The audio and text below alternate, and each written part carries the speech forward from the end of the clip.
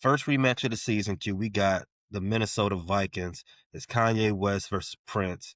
It's blue versus purple. It's the Windy City versus Thousand Lakes. Everybody calling us a fraud. And some of them people up there in Minnesota and the bottom of the division, they beating that drum. I say we got another F word for them. Fade. Yeah, I'm excited for this rematch. We owe Minnesota one. No, we owe Minnesota two. We owe them two. But the last two games at Soldier Field, the way they ended don't sit right with me. You had an Eberflus ending last season. The Bears lost in overtime. This year, they let J.J. McCarthy do things that J.J. McCarthy shouldn't be allowed to do. Uh, J.J. McCarthy and Jackson Dart are real similar. I think Jackson Dart is the better version of J.J. McCarthy. But still, these are guys that they're developing as passers and they rely on their legs a lot. I think, once again, we got to contain JJ, keep him from hurting us on third downs, getting outside the pocket, make him a passer. That's what he doesn't want to be. And that's the way we're going to beat him. In our review, I brought that up as my ugly, just the play calling from the principal coaches, Ben Johnson and Dennis Allen. They was trying to defend it all week about why they didn't have a spy out there. Miss me with the bullshit. You fucked up, but it didn't cost you. Don't do that again this week. Don't think we have the necessary horses out there on defense, and that's remains to be seen if TJ is going to play. But you don't have the necessary margin for error to allow JJ McCarthy to get a lather and get comfortable out there by letting him run around and get free yards on the ground. No, stop all that dead in its tracks. And that if that requires you to run a spy, do that. I did talk about if TJ Edwards will be back. So let's segue right into our injury report queue. On Wednesday, the official first day of the practice week, game install day. First day, you get an actual injury report. The Bears reported 14 guys on an injury report Jesus. on Wednesday. Walking wounded. Yeah, it was about seven of those guys, but did not practice. On Thursday, that number reduced to 4 as far as DNPs are concerned. That's Jaquan Brisker, TJ Edwards, Joe Tooney, and Jedi Walker. Joe Tooney, he's a vet, so all of these DNPs is just rest related. You all know TJ Edwards. He missed last week with a broken hand and a hamstring injury. But Jaquan Brisker, 2 straight DNPs with a back issue. This is going to be a problem for us if we don't have our best safety on the squad playing. Yes. Although I feel a little bit more comfortable. We got CJ Gardner. He's an experienced safety. He could slide over to safety. But then again, he's been manning the nickel spot. So what do you do with nickel? I guess you move Elijah Hicks. Definitely want Jaquan back there. The Vikings have a very dangerous wide receiver core. You got Jordan Addison. You got Justin Jefferson's already making his Hall of Fame. He's getting fitted for his Hall of Fame jacket. You need all your best DBs, especially when you have Gordon and Jalen Johnson still missing in action. That's 3/5 of your starting defensive backfield. It's concerning. Like I said, I feel better with CJ Gardner Johnson in there, but yeah, Jaquan Brisker being absent, especially we've seen what guys like Jaquan Brisker, Kyler Gordon, and TJ Edwards mean for the run game. So hopefully Jaquan can practice Friday and get off that list because I really don't want to see Aaron Jones slicing us up. Whatever's left of Aaron Jones, I'm getting tired of that guy. Is it Aaron Jones or more so Jordan Mason? Who's going to be getting more snaps or slicing us up? Well, Aaron Jones has been getting more snaps lately and been more effective with the 2 running backs ever since he's come back from his, usual midseason injury. He's been pretty effective on the ground, and then he's always a bug out the backfield, and he loves breaking the Bears back out the backfield. Pause. He did that in the season opener in 2023 against the Bears. He did that in the season opener of 2025 against the Bears. Different uniform, same thing. Coming out that backfield with a long touchdown and putting the game away. So definitely Aaron Jones is my bigger concern out that backfield. He's a more versatile back. He's a speedier back. Other names on the injury report, we got DJ Moore, Roma Dunze, those 2 usually they show up over here. They live on the injury. Josh Blackwell, welcome back. We talked about the special teams issues we had the other week. That's a great guy to get back. He's a great special teamer. Kevin Byard, Ruben Hippolyte, Grady Jarrett, Cole Kmet, Dominic Robinson, Tyreek Stevenson, DeAndre Swift. All of those guys I just named all logged full participation in practice on Thursday. So not as bad as it looked on Wednesday. We are trending in the right direction. As long as we get Brisker back into practice on Friday, maybe TJ Edwards. He hasn't officially been ruled out. We can start trending in the right direction and feeling really good about ourselves going into Sunday. Feel really good if we get TJ back. No, Noah Sewell, kind of tired of seeing you in in base packages. He's been showing up on the wrong end of highlights. We need TJ back. TJ arguably our best linebacker. I know Tremaine is leading the NFL in interceptions. Might even get a Pro Bowl. Nah, I feel like TJ is our most important linebacker, though. On the other sidelines, you got the Minnesota Vikings. They had 12 guys on the injury report coming into Wednesday. Only one DNP, though. Andrew Van Ginkel did not practice on Wednesday. Everybody else was limited. Ginkle is the name that stands out to me. He can be a menace, and you know he's going to line up over Benedict. So if that guy misses, that'll be a big relief. Darisaw, I believe, missed the first matchup. He's a accomplished tackle. So those are 2 names that stand out most to me. The guys on the injury report that logged a limited on Wednesday, Will Fries, Jonathan Grenard, Christian Darisaw, Harrison Smith, Theo Jackson, J.J. McCarthy, and R. Kelly. Okay. McCarthy logged limited. Are you expecting him to go? Of course, I expect McCarthy to play. The 2 names that I'm looking at as far as on their injury report, Jonathan Grenard and Harrison Smith.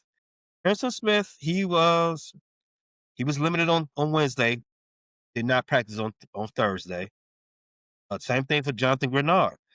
Jonathan Grenard has I think he has surgery on his shoulder. It is pretty much a 50-50 if he's going to play. That would be both their toppers gone. Van Ginkel, he didn't practice on Wednesday, but he did do a limited on Thursday. I don't expect if the game is we played today, I don't expect Jonathan Grenard to play, which means, like you said, Van Ginkel, he is going to be lined up over the Canadian Eagle because he don't want no parts of 58. No, nobody wants 58, no. don't do Stay that. away from 58. That's not where you want to be because you're going to be on your ass if you line up along. If you line up over 58, you're going to be on your ass.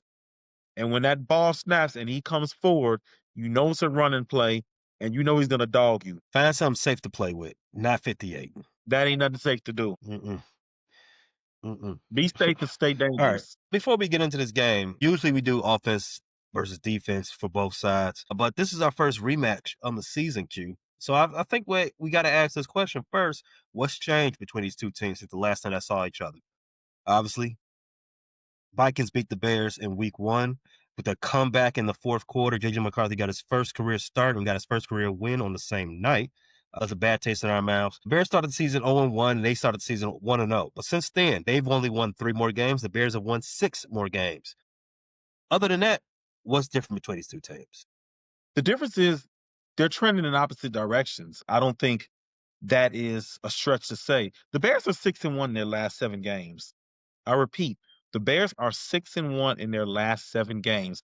I don't care who's on your schedule. 6-1 is impressive over a 7-game period. I think the Bears' offense is also trending upwards since that last matchup.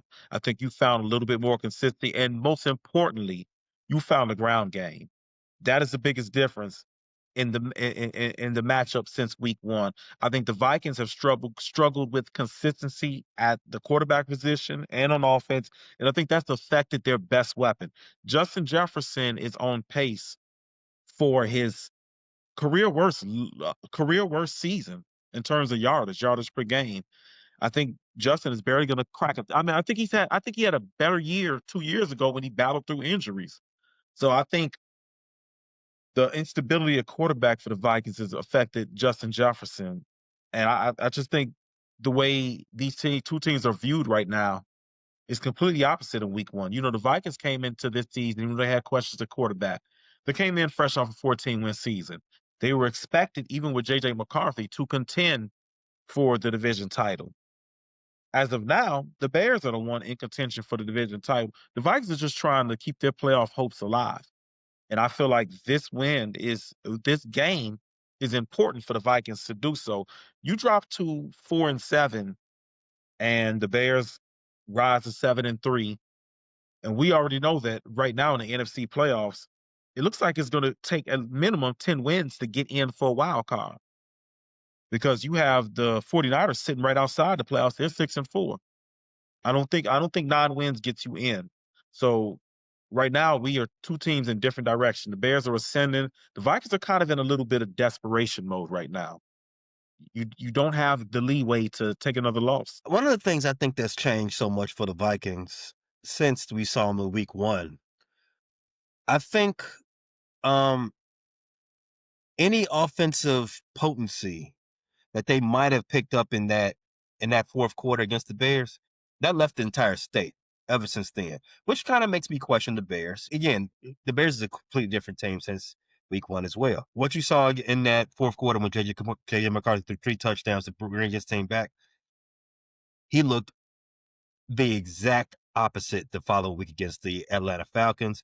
And obviously, that led to him a 4-game absence or 5-game absence after he hurt himself. And they made him look silly. They made him look worse than a rookie. They made him look like a freshman. He came back and he's been okay. And in fact, I think okay might be a little bit of a stretch because did you know, Q, his completion percentage on the season is 53% right now. That's not surprising me. In the initial matchup with the Bears, he wasn't very effective until the last quarter, and he did a lot of that. A lot of his effectiveness came with his legs. It's not like he carved us up at any point. I think he threw for about 140 yards against the Bears, correct? Yeah, he threw for 140 yards. Yeah, it's only 140. Yeah, even in the win, even when they went in Detroit and upset the Lions, it wasn't on the strength of McCarthy. I think McCarthy might have threw 3 touchdowns, but he threw about 150 yards. So I think the Bears have to. I think this is a game where it's important to leverage field position. What I mean by that is I thought Ben Johnson went for it on 4th down, and we missed a critical 4th down or had a turnover downs in the first week. I don't want to necessarily play conservative, but if we have 4th and short around midfield or on our side of the 50, I'd rather punt it. Let me see JJ McCarthy go 80, 90 yards. He's got to prove that to me. I don't want to give him a short field. He's operated pretty well in the red zone because, like I said, he uses his legs well and he throws that back fade pretty well. I want to see JJ McCarthy go the length of the field. Like you said, he's not completing a ton of balls, 53%. I like my odds with a quarterback only completing 53% of his passes and having to march down the field. B, he's had some critical turnovers. We saw in week 1, he threw a terrible pass that Nashawn Wright returned about 70, 80 yards. My theme for this game is make McCarthy work, make him earn it. Don't turn the ball over. Don't get stupid penalties. Don't give them any field position. Keep him having to go 60, 70, 80 yards for a drive to the end zone. I don't want to see any short fields for McCarthy. 53% will be the league average in 1982. 53% was Fran Tarkenton's completion percentage in 1965. 53% has been mid to bad for a long time. I think even Rex Grossman was completing more than 53% of his passes when he was a starting quarterback here. Mitch Trubisky is even doing 60%. You don't want to be with those two names as a first round pick. Cal Orton was doing 58, 59% when he was a starter. I remember Shane that 11. Matthews was I around. remember that 11-5 year. That was a fun year because the defense was playing lights out, but that was a frustrating year of offensive football. I think Shane Matthews was around 50 some odd percent too when he was there when he was a starter. Now that was not a fun Bears. Going down Bears memory lane. This is Throwback Thursday, so Nothing wrong with that, man. The Bears have an opportunity to put the Vikings 2025 hopes out of their mind and they start thinking about 2026. And for the Bears themselves, they go ahead and handle their business, win this game. they can start thinking about past 2025 and into the early parts of 2026. You know what that means? Playoffs. Did you just say the P word? I did say the P word. I did. I dare utter the P word as a Bears fan. Talk dirty to the Bears fans. Talk dirty to them. Tell them about that P word. The Bears not actually in the hunt. They are actually in the playoffs right now. Bears are keeping it P right now. You get 7 wins before December start, you're definitely doing it. Other than the Bears being a different team right now, there's been a there's been a change a little bit in where the offense is moving. So the season started, we had heralded rookies not getting a lot of snaps. Then you remember last week we did the review. There was a certain receiver who was taking snaps from him that was popping off the film for not catching passes. Alameda Zaccheaus. For the entire season, for most of the season, Zaccheaus has been out snapping Luther by 15 or more Yes. plays. Last week, the margin was down to 6. Scale of 1 to 5, Q. How sure are you that this will be the first game of the season where Luther outsnaps Zacchaeus? I'm gonna go with solid foe. Shout out Angelo and them. I'm gonna go to solid foe. I think the succession plan was always for Luther Burden to be the main guy in 11 personnel.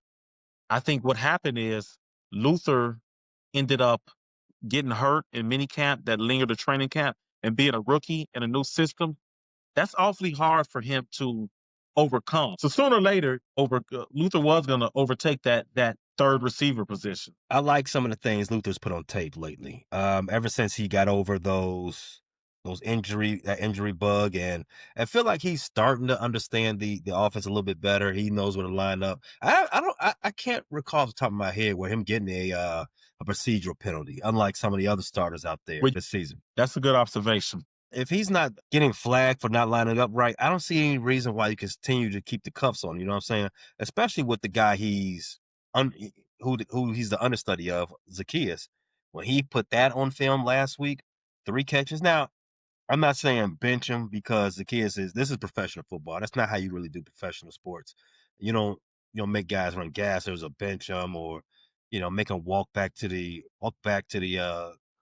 um to the team hotel because because you had a bad game. No, you you go to film and you see what you did wrong and talk about it. You ain't got it ain't like high school, you know what I'm saying? So, but I do see that the pathway is now open for Luther. He's blocking the way he's supposed to, no block, no rock. He's catching big passes. You saw that on the last drive. So it's about time. He's got too much electricity in his legs for him not to start getting more packages for him. No diddy. I'm excited for the Luther Burden era to begin. I think he's definitely a necessity in this offense. I think he's the guy most capable of giving us that big play downfield guy, that run after the catch guy. I'm definitely hoping that he's shown whatever he needs to show or demonstrate in practice to move up in a snap count. Same thing with Colson Loveland. I don't think it's necessarily Ben Johnson holding those guys back because they're rookies. I think it's the offseason injuries that slowed their ascension as rookies, though. So I don't think it was never not just the succession plan for those two to be heavily involved their rookie year. We spent high picks on them. I just think the injuries definitely slowed them down, and having veterans ahead of them, I think it only made sense that Ben Johnson would bring them around slowly. But it's exciting to see Luther getting brought around because, as you said, the P word, we're going to need that explosion coming up. Let's talk Bears offense versus Vikings defense. The Vikings have won 4 of the last 5 against the Bears. Obviously, the last game, the opening game of this season, the Vikings took it away in dramatic fashion. They came back from multiple scores down in the fourth quarter. They could steal that game from the Bears. But like we've already said, new team, new situation, new outcomes, perhaps. This game between the Bears offense and the Vikings defense is going to highlight 2 things, Q. The ongoing development of Caleb Williams versus the complex, always aggressive blitz packages from Brian Flores and the Vikings defense. Caleb Williams, he's been on a tear lately. He's had some great games as of late after having some bad games previously before that. We talked about it in the last episode. Elusivity. I think he's the most elusive quarterback in the league. He's only been sacked 14 times this season, Q. At this point last season, he was sacked 38 times. On the road to being sacked, 30 more times. Yeah, 34 more times. The offensive line's been better, but he's better at avoiding sacks. It's a next level skill. I think that's one of the things that brings him apart from his counterparts, the McCarthys, the Penixes, the Drake Mays, the Bo Nix, and the Jaden Daniels. His ability to just have that, I don't even know, je ne sais quoi in the pocket and just get out of danger. His awareness and his ability to shed tacklers, that's definitely special. It's literally like playing Superman in the pocket. I didn't catch what you were saying last week, and then I had to think about it.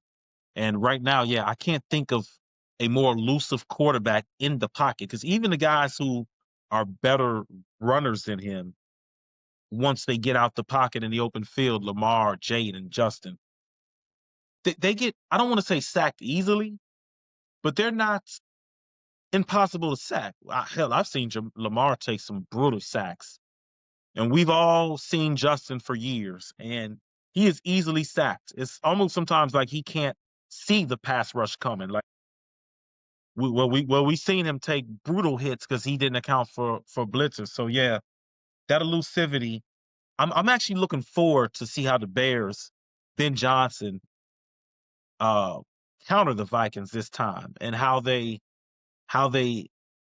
react to Brian Flores and yeah, so I'm really excited to see what the Bears have in store for this Brian Flores defense. I thought they came out with a very good game plan week one, the opening drive, and I don't know if was it the penalties, was it the nerves? It kind of went awry from the second quarter and the third, where the offense just couldn't get anything done. So I'm looking forward to see what adjustments the Bears offense has in store for this Brian Flores defense. I think another skill that sets him apart from any other of his contemporaries, his late game heroics. Final 5 minutes, Q. He ranks first in yards per pass, first in interceptions, first in quarterback passer rating, first in rushing yards, second in rushing touchdowns. It sounds elite to me. I don't know about how it sounds to you, but that sounds pretty damn elite. Ultimately, quarterbacks are going to be judged on winning and what they do in the high pressure situations, playoffs, the clutch. I agree with you. It's definitely sound elite, and that's what we all wanted from Caleb. While we do like the heroics, we do like him loosening up his ties, stepping in the booth, and coming out looking like Superman. The rest of the game has been a little inconsistent though. So cute. Other than the Dallas Cowboy game and the game against the Cincinnati Bengals recently, well, his overall game has been a little consistent. His accuracy still remains an issue. While I was talking about JJ McCarthy's completion percentage being at 53%, Caleb Williams is at 60. That's still below average. Yeah. It ain't too far from 59%. It might be you might be able to keep your job at 59% in the 90s. Can't do that today in 2025. Remember, we came into the season where the desired 70. benchmark was 70%. We Yeah. we are a long way from there. This Bears offense, well, it was starting hot, but I think we're on a couple of game streak ever since the 2 games since the Bengals week. The Bears haven't scored a touchdown in the first half. It's the first 15 out the gate have been okay. They look good, but it's that second quarter that's terrible. It's that third quarter that's terrible. We got to figure out a way to to have a complete game. I think it's easy to put that on Caleb. I think it's easy to put that on Ben. But I think it actually starts on the ground, Q. Uh, and that's kind of on Ben. He has to call a great game, him and Declan Doyle. But let's start there as we preview our running game against the Vikings run defense. The Bears rushing attack ranks second in the NFL in terms of yards. Williams, Caleb, he attributes a lot of that because it scrambles. It can skew the numbers a little bit. Scale of 1 to 5, Q. How successful do you think the Bears rushing attack would be against this Minnesota defense if they have Jonathan Grenard or if they don't. 4, with or without Jonathan Grenard. I think Jonathan Grenard is a very good pass rusher. I don't want to say he's bad against the run, but he's not, an elite edge against the run. He's another guy who's kind of small. The Vikings really scheme very well around both edges, maybe slight shortcomings against the run. They got a lot of beef calls in the middle. They kind of run that odd front, and they added couple guys in the offseason who were pretty good interior linemen, Jonathan Allen, Hargrave. So with that being said, the Bears run game is clicking right now. Jonah Jackson playing well. We've already given Darnell Wright a lot of flowers and a lot of praise. One guy who's silently putting together another all pro level season, another Pro Bowl season, Joe Tooney. We haven't talked much about him. Joe Tooney's putting together a really good season. The Bears are getting a good and finally Pose making a good free agent acquisition. The Bears are getting their investment. They're getting a great return on their investment in Drew Dalvin.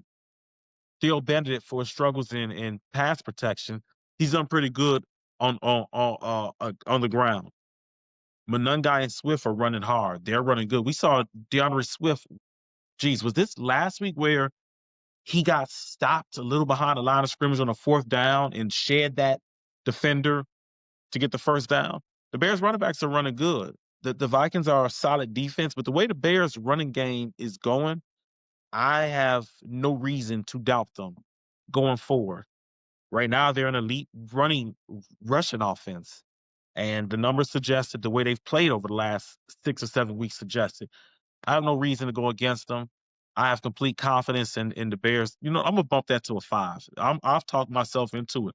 I'm gonna bump that to a 5. The Bears' run game will be effective. And then you add in Caleb Williams and his ability to run.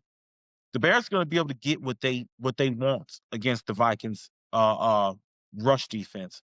I have complete confidence that they're gonna get over 100 yards and average at least 4 and a quarter on the ground. Yeah, I I want to echo that sentiment about the offensive line. I think the offensive line has been playing real well, especially in the run game. It's one of the best units as far as on the team as of right now. But that might be I'm going to say that is the best unit on the team right now. When was the last time you said that about a Bears It's team? been The a offensive long line is the time. best unit. It's been I probably don't think because I've ever said that. uh, I was going to say the Lovey Smith era, but I don't think any unit was better than the linebacker unit in the Lovey Smith era because you always had Urlacher and Briggs, two, and you could take an ink pen and put them in a Pro Bowl pretty much every year of their prime. So yeah, you're right. I don't think in our lifetime we ever said that 80s Bears, but we were still pissing on ourselves. This might be uncharted territory for Bears fans right now. If you're a millennial and a Bears fan, I don't know the last time you could just look at the offensive line and just be confident. Because even in the Lovey Smith years, there was always a hole somewhere. I remember Fred Miller got his face broke because he got Rex Grossman hurt. Guys were getting their faces broke because they were so bad. And maybe we need to go back to that. I would love to have an Olin Cruz on the modern Bears. If we could get Olin Cruz to be 25 again, that would be great. I think Ben Johnson should lean into the ground game early. Like I said in the review of the past game, I think one of the ugliest parts of that game was not rushing the ball enough against a terrible rush defense.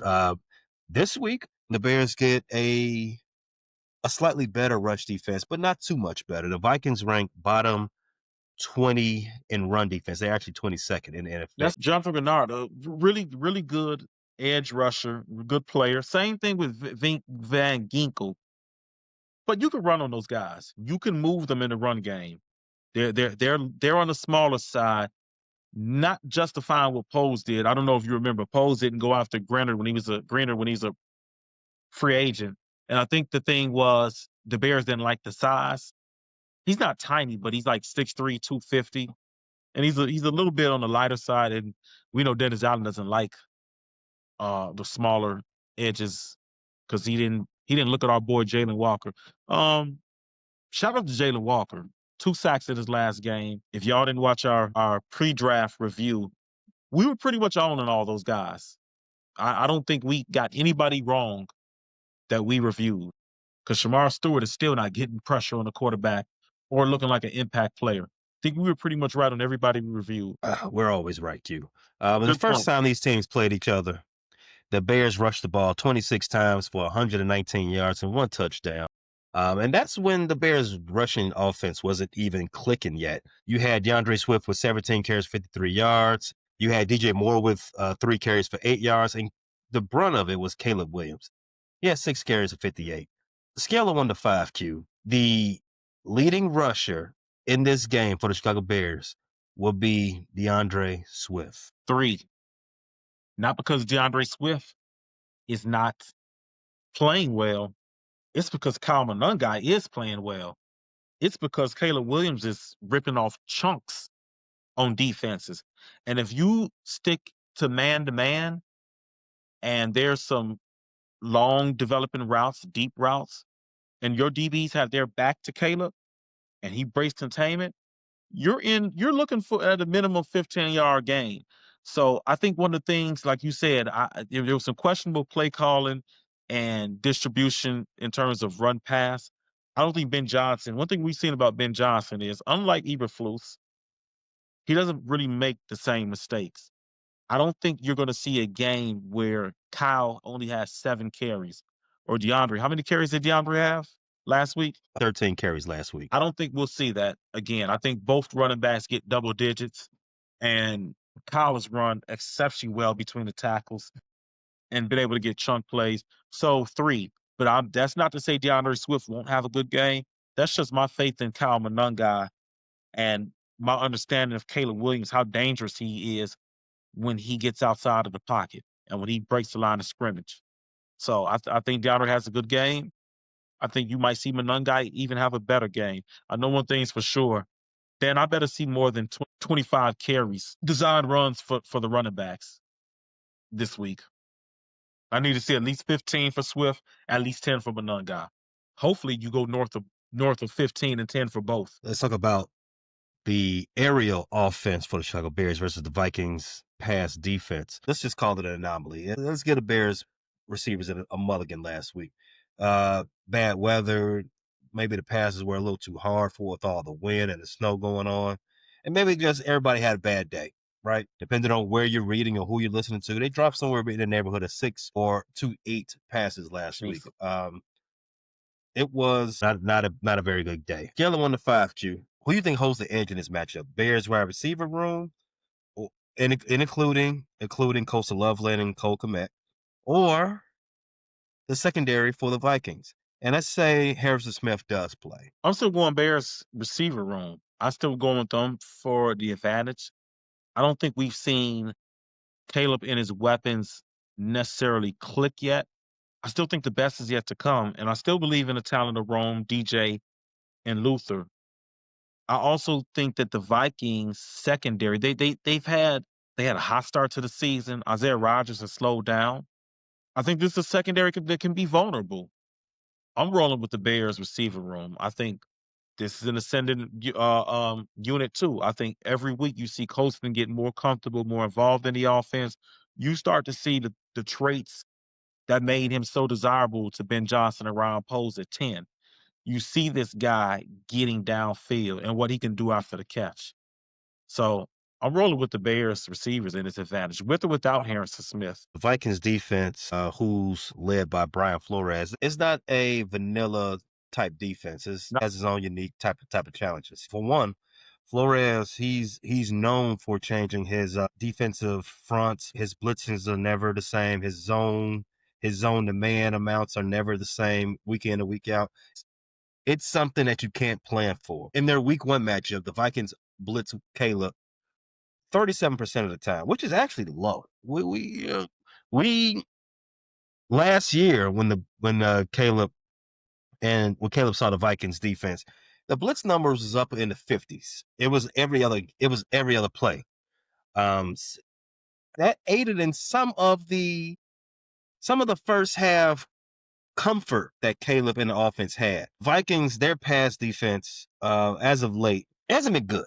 It's been I at the best. They only have 3 interceptions on the season. Especially comparing that to the Bears, preschool numbers.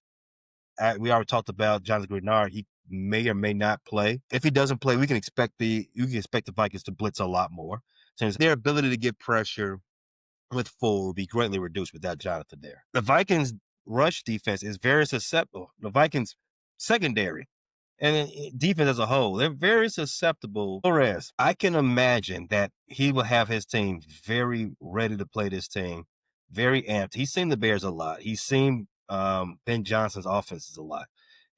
I can imagine that this is going to be it won't be the Vikings that we're talking about on paper. It's going to be an uptick from the Vikings. It's going to be them down up to 12. Um, you agree with that, or you think what you see is what you get from this team? I think you're right. And this is going to be a desperate Vikings team. They're definitely going to hit us with our with their best punch. This is why I'm looking forward to this game so much, and I think it's a great test for the Bears because I know the Vikings do have uh they don't have the best record right now, 4-5 or 4-6, 4-5. 4-5. But you're going to see the best Vikings that the Vikings have to offer. They're aware of what the standards are looking like. They realize that in a competitive NFC North, hell, a competitive NFC, they can't fall too far behind. So yeah, definitely, we're going to see a different Vikings team. We're going to see probably the best Vikings team that they have to offer. So thus far this season, injuries aside, um, so yeah, I'm definitely looking forward to seeing what Brian Flores is cooking up. Definitely looking forward to seeing what Ben Johnson is cooking up and what adjustments he has. You say this is a test for the Bears. The last time the Bears had a quote unquote test, it was against the Baltimore Ravens. They failed that test. Failed it. We said the Baltimore Ravens going to come out there in intensity with their season on the line, and the Bears didn't match it, and they got their backsides paddled. The Vikings, as you mentioned, they are in a sort of the same spot. However, I don't think it's the same type of test. I think this is a different type of test that I'm looking forward to. We just got done harping up on the offensive line and how well they look, possibly the best unit on this team. I want to see how they look against a squad that comes with pressure damn near every other play. That's the matchup that I'm looking forward to see. I want to how they stand up against that type of stuff, those stunts, those secondary blitzes, those delayed blitzes, all of that type of stuff. I want to see how one, Caleb diagnoses it pre-snap. Two, how Theo keeps his head keeps his head in the game and doesn't have any procedurals. How three, Jonah Jackson, I want to see him have a step up from the terrible week one that he had. And two, and lastly, I want to see if Darnell Wright continue his heart streak of not just tremendous run blocking, but incredible pass blocking. Yeah, like you said, this is a team that's going to bring pressure every down. I want to circle back to something you said before the season. Do you still feel like the Vikings have the best front seven in the division, defensive line? I don't know if Greenard and Van Ginkel are considered, well, they're edges. The Vikings run a 3-4, so, but everybody's at nickel, so I guess you consider them defensive line and not linebackers. You still think that's the best in the division with the ascension of Gary and the addition of Micah Parsons in Green Bay? On paper, I would have to say Green Bay, just because you got to give Micah his respect.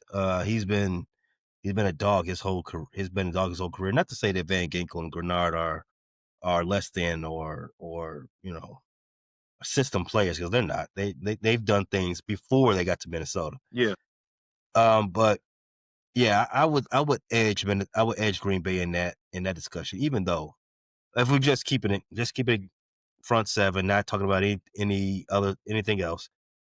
Yeah, I give it to Green Bay. I think Minnesota's taking a step back a little bit. I think taking a step back is injuries, I guess age, and they just haven't played. They just haven't played up to their potential none of the season. On both sides of the ball, offense and I defense. agree. I think injuries got a lot to do with that because Van Ginkel has missed a lot of time this year. Agreed. All right, let's talk about defense, the Bears defense versus the Vikings offense. So, Q, what is the number one thing the Bears defense has to be aware of by playing this Vikings offense? When you play in the Vikings offense, I think Aaron Jones has played well over the last couple weeks. I don't think he's the most dangerous threat. And I don't want to be disrespectful. Justin Jefferson is a future Hall of Famer. So I think almost automatically you have to go with Justin Jefferson. But due to the circumstances, the Vikings haven't been an offense that is really going downfield. You know what I'm saying? And when they do go downfield, Jordan Addison has been a downfield threat. But that was kind of more with Carson Wentz. Under JJ McCarthy, they've been a lot more conservative. They've run the ball a lot.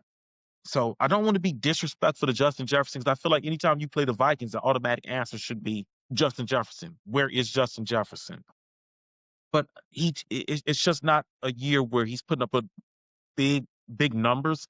Some of that is scheme. Some of that is JJ. Some of that is the Vikings' instability at quarterback and dysfunction in offense overall. I want to say, as crazy as it sounds, JJ McCarthy's legs. That I think he ran one or two against Detroit. I think he got one in against Baltimore. So this like I said, it's kind of eerily similar to Jackson Dart. He's been moving the chains with his legs, and he's been gaining. Most importantly, he's gotten some red zone touchdowns and moved the chains on third downs with his legs. So as strange as this sounds, even though he hasn't been playing good quarterback, I think the thing that the Bears have to guard against most in this game is JJ McCarthy's legs, especially on third down, especially in the red zone, because that's where he's really been getting it done. And this is how we've done a lot of shows because I knew you was going to go there. I have it right here. The matchup between the Bears rush defense and the Vikings rush offense is the matchup that needs to be highlighted for the Bears, for Dennis Allen and his boys. Week 1, it wasn't Aaron Jones that kicked off the second half. Jordan Mason. It kicked off the second half comeback. It was Jordan Mason, right? Jordan Mason. And you said earlier, Aaron Jones has kind of taken back the lead role from Jordan Mason over the last couple of weeks. And JJ McCarthy, he's athletic himself. He can make some things happen. And then also, one other thing, I think you pointed it out before the week 1 matchup. As great as Justin Jefferson is, and as much as the Vikings have had their way with us I think you said they won 4 out of the last 5 matchups. Justin Jefferson really hasn't. I mean, he's had good games, but it hasn't been like he's been the guy who's destroyed us. I think before the week 1, if I recall, I think you said he's averaging his career against us 7 catches, 80 yards, a little less than a touchdown, somewhere around that. I mean, that's About right. yeah, that's good receiver numbers, but that's not backbreaking, and that's not you know peak Justin Jefferson numbers. But proceed. The Bears' rush defense for most of the year has been pretty ass. They have figured some things out when TJ and Kyler got back, but now TJ and Kyler are back out again. So it's reverted to being ass one more time. Last week, the Bears gave up 169 yards on the ground. Most of that to the quarterback, Jackson Dart. Again, I said earlier, they made a mistake. They didn't put a spy on Jackson Dart. There will be one on JJ McCarthy. Scale of 1 to 5, it's a 6. There will be somebody assigned to make sure JJ McCarthy does not leave that pocket untethered. He's not hurting you with his arm. He's not leaving the pocket untethered. Like when you go to the suburbs and you see white kids with their parents, they be having a leash on them. That's exactly how JJ McCarthy is going to be Sunday. There's going to be a leash on him. So there won't be a Bear player not too far. There will be a Bears front 7 player not too far from him. Any time he starts to, feel like he wants to roll out or step up in the pocket, there's gonna be somebody right there, Q. I would love to see CJ going after him. Turn CJ loose. I already said the Bears defense struggled to contain Jackson Dart. He had his way with the Bears before he left the game with a concussion. And the Bears, like we said in the preview going into that game, Tyrone Tracy is not a pushover either. The Bears didn't do much to contain him either. Some Booker, he was getting blown off the ball. That's the one concern about Booker. That's been the one concern about him coming out. He had to add weight and add strength. So that's unfortunate to see that, manifest itself on the field on Sunday. Vikings threw the ball 42 times last week, 12 targets to Justin Jefferson. He only caught 4 balls. We'll talk about that a little bit more later. But they're probably going to do the same thing that I said the Bears offense should do. They're probably going to lean into the run game a little bit because obviously the Bears rushing defense is not that good right now, especially you don't have TJ, you don't have Kyler Gordon and some other guys out there. So it's cheeks right now. Over under Q. 315 and a half yards for both teams combined rushing Sunday. I'm gonna go under. I'm gonna go under because I expect the Bears to make a concerted effort to not let the Vikings rush offense get rolling. I think that's the key for the Vikings. Not to disrespect JJ McCarthy. He's obviously a first round talent. He's obviously in the NFL for a reason. Kevin O'Connell is a fantastic coach. JJ got to prove it to me. I'm not saying we have the best corners in JJ. Justin Jefferson is a fantastic receiver. McCarthy got to prove it to me. He got to go down the field. 53% completion percentage. Um, Essentially a rookie, first time starter. I'm stopping the run. I'm putting the game in JJ's hands and saying you got to beat me, and not with your legs. I want to see you beat me with your arm. Do this because you haven't done this all year. You didn't do this against Detroit. You didn't do this against the Bears. I think that's the only 2 wins he has under center because I think the other wins came with Carson Wentz under center. JJ, you got to beat me with your arm. The Bears defense, they're 24th in the league, give up 135 yards per game. The Vikings, they run for 102 per game. That's 24th in the league. So maybe I was doing a little bit too much when I said 315 and a half. That's what I said. I'm definitely going under that. But I think the Bears defense could be a little vulnerable. I've said it ad nauseum. Their defense, whether it's pass rush, it's been cheeks. So they got to step up. If they can contain JJ, I'm not worried about Jordan Mason. I'm not really worried about Aaron Jones. I think it all starts with JJ as far as their rushing attack. He's been pretty much their entire offense. If you count rushing yards versus pass attempts, everything's been really much on his shoulders. The Bears want to win this game in convincing fashion, and I think it's about time we start seeing some convincing wins from this team. They're gonna have to make this team one-dimensional, and that starts with one assigning a dude to JJ at all times. He starts to step up. There's somebody right there watching him. There's a spy right there on him. You're gonna have to be smart in your rush lanes. Montez Sweat is going. They cannot allow him to break containment. You can't get rope doped into. And quarterbacks are smart. They know that the spin move is coming. I mean, they're taught that. They know that you're gonna come up, spin, and come back under, and they're waiting on it. They step up, but they step back and come out, and retreat where you just left. We got to be smart. We got to be disciplined in that. We got to stay home. I want to see from Dennis Allen this week a little more creativity in the blitzes. I want to see some stunts. I want to see some delays, and definitely the spy. They got to be there. We got to make JJ feel like he's still in Ann Arbor, but he's actually playing in an NFL game. I.e., he got to feel like a rookie. Where's JJ McCarthy from? New Lenox or some shit? No, Plainfield. I think. I don't know. Well, Somewhere around now. we got to make JJ. He probably went to Marian Catholic for all of them. We got to make JJ feel like he got on the train to head to Wrigley Field, missed his stop, and got off on 69th or 79th, and his cell phone is dead, and he can't get back to mommy and daddy. We have to make him feel like he just got off the 79th when he was on the red line and got off of the 79th stop and don't know where he's at. And somebody over there, check it out. That's how we got to make him feel. You need some more bus fare. Don't use those machines. They broke. Let's go to this gas station over here. What's that? That There's a shell Sicko. on No, 79th. not not the Shell. It's a Falcon. It's a Falcon fuel. The one on across the street from the Church's Chicken. Yeah, That one. Do not go to that gas station. It's up for you. If you need to break a 20 or something, not there. Not there. Go to Foreman Mills. Do the long walk, go to Foreman Mills. Go buy a hoodie from over there to break the 20. Don't go to the gas station. yeah. Stay away from them gas stations. Man. All right. So let's go. Bears. Their passing defense.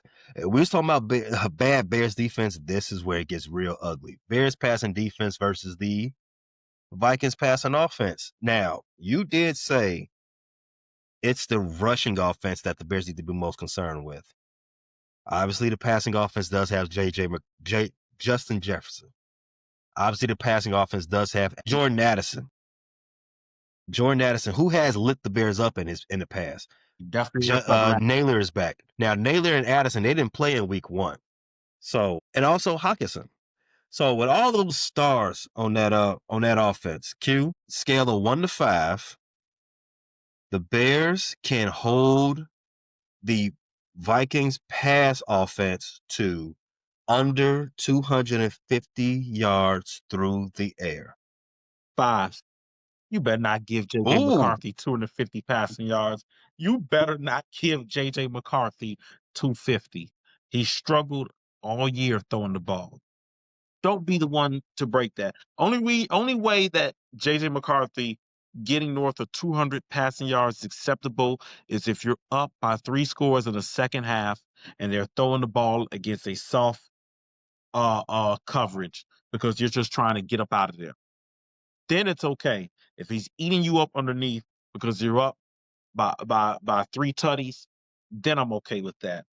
If this game is anywhere near close, it shouldn't be JJ getting over 200 passing yards. Q, I'm going to run down the last few games from J.J. McCarthy, if you don't mind. Since he's come back from injury, let's just give him 2 games for J.J. McCarthy. He's 1-1. He beat the Lions. He lost to the Ravens. He was 14-25 for 143 yards against the Detroit Lions, 2 touchdowns, 1 interception. Last week, he was 20 for 42 for 248 yards, 1 touchdown, 2 interceptions. Q, he has not thrown for 250 yards yet in his career. He Oh man, has 4 games in his career. He has thrown for 143 against us, 158 the next week, 143 against the Detroit, and I just said he had a career high 248 last week. I think a lot of those yards were in Go the ahead. late stages of the game because the Ravens were playing a soft coverage. J.J. McCarthy has 5 touchdowns in his career. He has more interceptions, and he has taken more sacks than he has thrown TDs. I don't know what that feels like. My quarterback never did that shit when he was a rookie, but we all can't have a Caleb Williams on We the all squad, can't. right? In any case, Q, let's talk about it. The Vikings do have highly talented receiving core, even though their passing offense under J.J. McCarthy has left a lot to be desired. They are very talented out there. He's got weapons. But as we saw last year, having weapons around a rookie quarterback, doesn't always mean the quarterback is going to have all pro type numbers. It's been a very volatile start for JJ McCarthy this season. He's still young. He's inexperienced, and as you said, I agree. Wildly inconsistent. Um, he's. I think his problem is he's big game hunts. You know what I mean?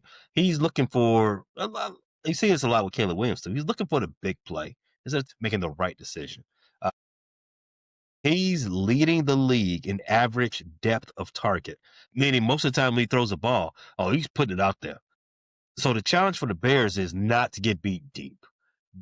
I think Dennis Allen, in addition to what I said earlier about how to stop the run, I think you want to play cover 3. Dennis Allen talked about this during the summer. He's got like 12 different variations of cover 3. Let's see all 12 of them. Confuse the kid. Yeah, Everybody stay back. Keep everything in front of you. He wants to throw 15, 17-yard passes, cool. You gonna have to learn like Patrick Mahomes, and you saw how Patrick Mahomes struggled with this for a couple of years. They can dunk it down the field. You get a little up, that Impatient. annoys you for much less. It's learning patience is a skill. So let's put that skill to the test for this young boy. That was one of the trademarks of the Lovey Smith defense. Remember, Lovey, they Hmm. give you the underneath stuff and they challenge you to go the length of the field and have a perfect 13, 14 play drive. Because the thing Hmm. was, they felt that they could force you into a mistake, force you into a sack before you get to the end zone. I would love to deploy the same method against JJ McCarthy, as I've been harping on this entire episode.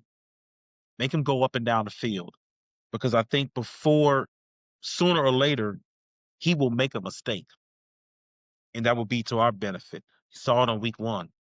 Let's get a repeat of it. As yeah, I just said, you are absolutely correct, Q.